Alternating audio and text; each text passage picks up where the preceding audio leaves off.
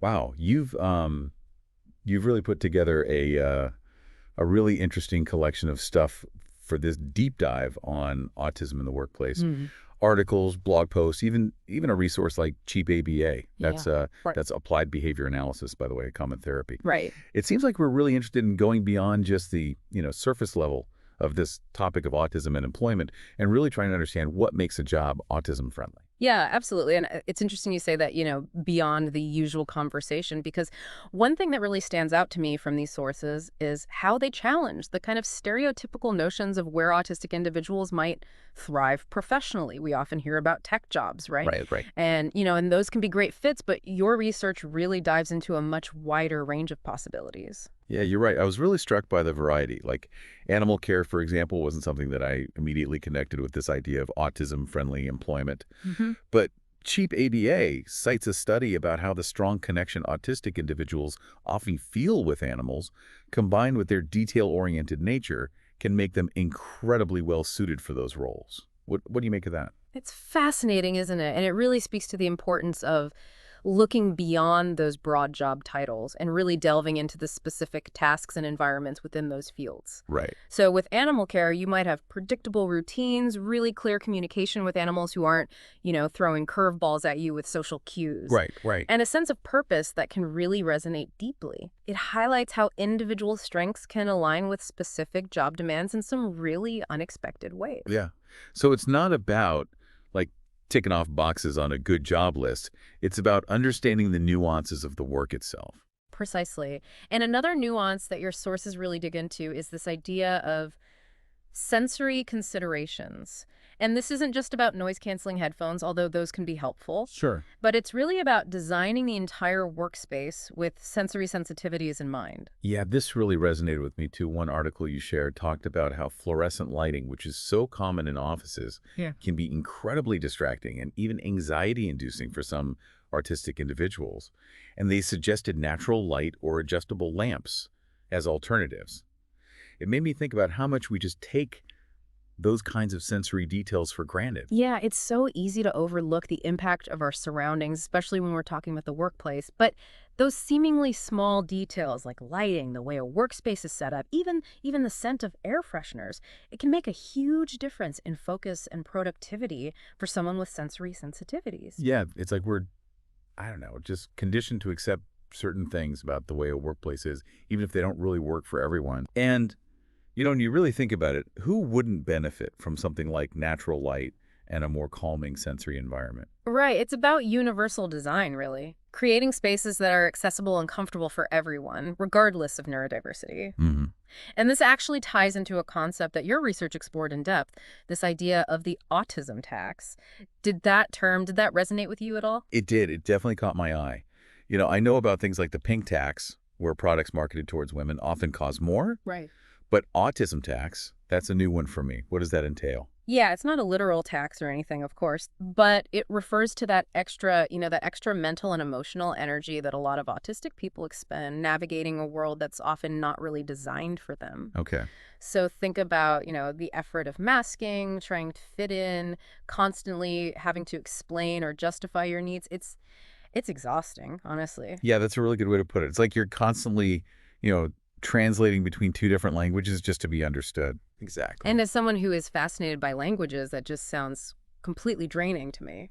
Exactly. And that constant effort, it takes a toll. It can lead to burnout, anxiety, and it can make it even harder to thrive Yeah. in a work environment that isn't really attuned to those challenges. Mm-hmm. One of the articles even quotes an autistic adult who described it as running a marathon every day just to keep up with everyone else who's taking a leisurely stroll.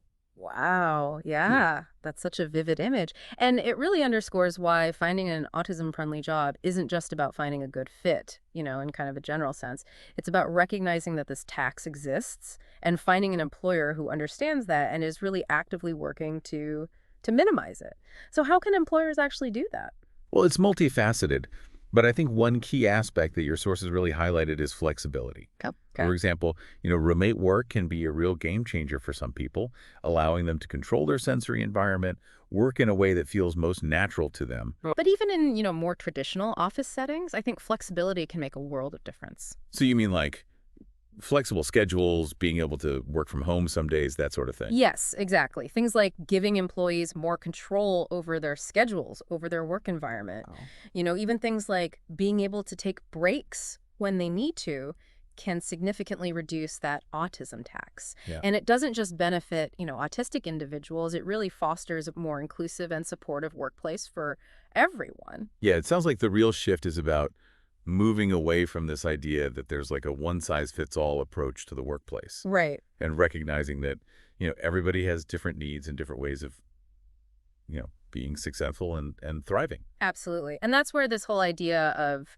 neurodiversity comes in. Right. Your research really highlighted how companies that are really embracing this idea of neurodiversity, they don't just see it as a box to check. Right. It's really seen as a source of strength and innovation. Yeah, that's a really important distinction because that's it's not just about, accommodation. Right. It's about like really recognizing the unique value that neurodivergent individuals bring to the table. Exactly. For example, one of the articles mentioned a company that was specifically seeking out autistic individuals for their visual thinking skills and their attention to detail for a software testing role. Wow. And what they found was that these individuals were able to identify bugs and errors that other people had completely missed. And this actually led to a significant improvement in their product. That's incredible. It really shows how embracing neurodiversity isn't just like the right thing to do. Right. It's also really good for business.